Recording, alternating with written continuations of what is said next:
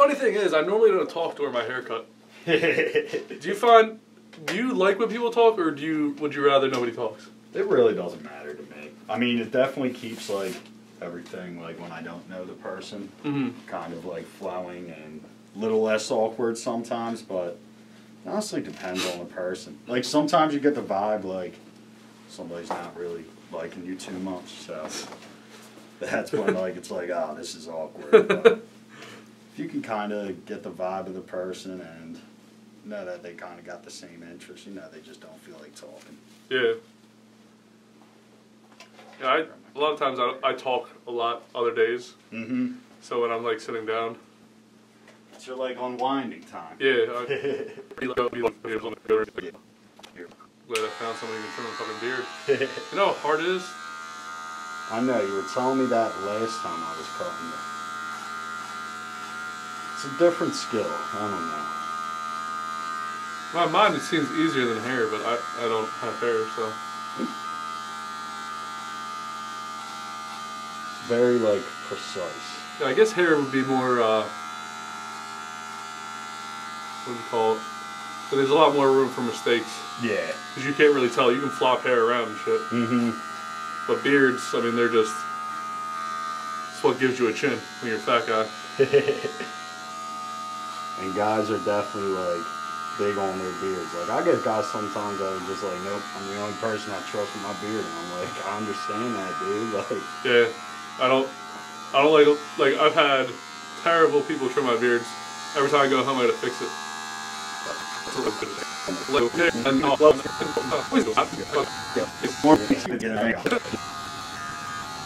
You ever cut anyone famous? Not famous. I do slide into a lot of people's DMs though, trying to get some haircuts. Now that I finally have my own shop and everything, and my own setup that I can really promote, I'm really hoping that I can get some guys in here. Who's like the biggest celebrity that you slid into?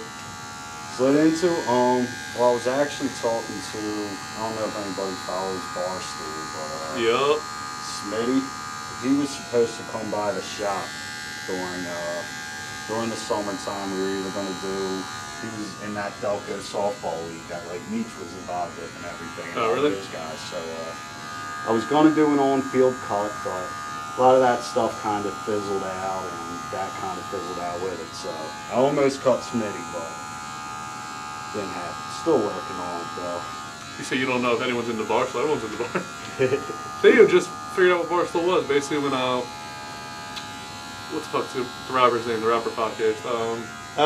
Gilly the Kid. Yeah, when they came on there. That was like a surprising move. Like I was like, Gilly and Barstool, like that's so random, but seems to be working. Yeah. What do you prefer when someone comes in? Like, do you hate when somebody comes in with like they didn't shower, they didn't even comb their shit, or like what's like the biggest pain in the ass thing to deal with when people come in? So sometimes, I mean, normally it's fine. If I ever need to wash their hair, I got the sinks right there, so it's never really a big issue. But when guys are coming from like the gym all sweaty or something, or just like dirty from work, sometimes it can be a problem. But usually it's pretty cool. Did you train on a balloon, or is that just in the movies? I did train on a balloon. Yeah, so in barber school, we would fill up big water balloons, and that's where we practiced all our razor work. So rather than going and nicking a couple people or anything, we just get all the head stuff out of the way on the balloons. How long did it take you to figure out the way to shave somebody without nicking them? And how many balloons you think? So honestly, I was good on the balloons. By the time we got to the balloons, I was already ready to go. What I practiced on a lot, and my girlfriend hated it because my hands were always stubbly, I would just try shaving on my, you can see, I still do it with razors. Sometimes when I'm seeing if a razor's sharp enough, I'll do it on my one hand just to kind of get the feel of it and everything. But that's where I did a lot of my practice. So like one of my biggest phobias is hair. Yeah. If I get in the shower, my girl's hair is like gets caught on my arm, my soap bar, like I'm like, this is disgusting. You gotta have other people's hair In your bed, in your mouth, at all times, right? All the time. So when I get home from work, I immediately just strip down, shower, like everything. But the worst thing about it, I get like hair splinters in my hands and stuff, which sounds pretty stupid right now when you're hearing it, but they kind of hurt, man. My dog's hair is coarse, like real coarse, and it gets caught on my feet, like my hands, my feet, all the time. Yep. That's exactly what it is. It's hair splinters. I'm constantly like tweezing other people's hair out of like my hands. I should probably wear gloves, but that would be the smart thing to do. Yeah, it's too much work. I did construction for a long time in concrete. Should have definitely wore gloves because I got like the worst hands in the world. Hands are so dry at all times. You ever try that O'Keefe's? Like, see, I want to try it, but like, I don't even think it's in stores, is it? Oh, really? Don't you have to order it online? I don't even know. I've never seen it in the store, but I've never went on my way to look for it. So I actually got it. It was like a really cold Eagles game, and they were going around handing it out at tailgates, like little samples of it. And that's where I got it, and I did end up ordering it online just because it was the easiest thing to do for me right then and there. But do you still use it? Yeah, I do. Whenever my hands get dry. Is it expensive? Nah, it's like no more than any other lotion. O'Keefe's should be a sponsor. Yeah, right? That's free advertising right there. Give us money. So the stuff that you have in your store, is that something that you purchase because you like it, or does a company reach out to you and say, we'll give you a discount kind of thing? So the Suavecito, I actually have been using it since I was in barber school. And it's pretty much like the only thing I use on my hair, so I kind of wanted to offer the same thing rather than be telling guys to go to another store. And they were really easy to work with, just reached out to them, got a wholesale deal and everything. And yeah, but that stuff is great. Like, that's my favorite stuff to use. What about like shampoo for beards? What do you normally tell people to use? My favorite is Maestro's, and they're actually a local brand. Let me grab some razors. They're actually a local brand. They make beard butter, beard conditioner. What's beard butter? All that stuff. It's like this stuff. I use it every day. Just kind of, it's basically hair gel, but for your beard. It's not like that consistency though. It's more of like a cream almost, but just softens it up, makes it more easy to control. I'm actually in the process of getting that in my shop as well, so stay tuned on that. I'll save the questions about your specific business and opening a business till after the cut, but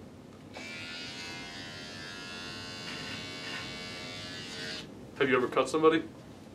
Like nicked them or anything? Like they were like hard. Like what's like the hardest you've ever nicked somebody? Because I know you've had to have. I mean, obviously, I do a lot of razor work, and like under the shaving cream, you'll catch a pimple every once in a while.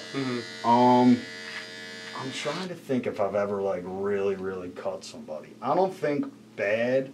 One time I got my buddy on the back of the neck pretty bad, and I was like, oh man, that was when I was like first starting out and everything. So still kind of finding my rhythm and all that, but nothing a little septic powder didn't fix up. He was alright.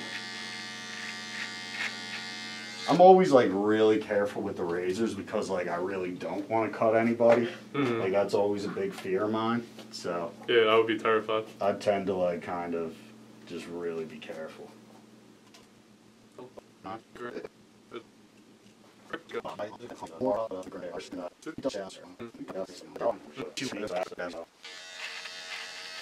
you feel weird touching guys' heads? Like you have to touch people's heads while you're cutting their hair? At this point, no, but honestly, not really. It never really bothered me. Some guys are like weird about it, but if you don't make it weird, I don't think it's really weird.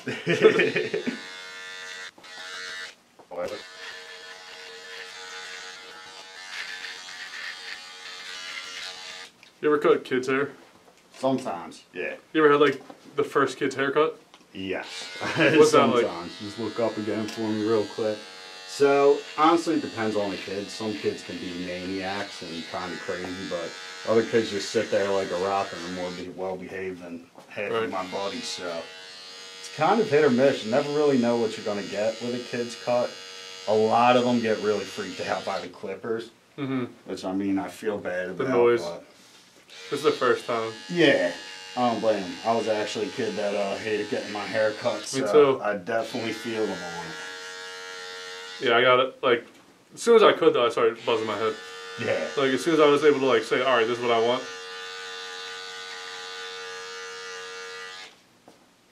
Especially as, like, I mean, I was cutting before I was even balding. I was buzzing my head. Yeah, shaving it down.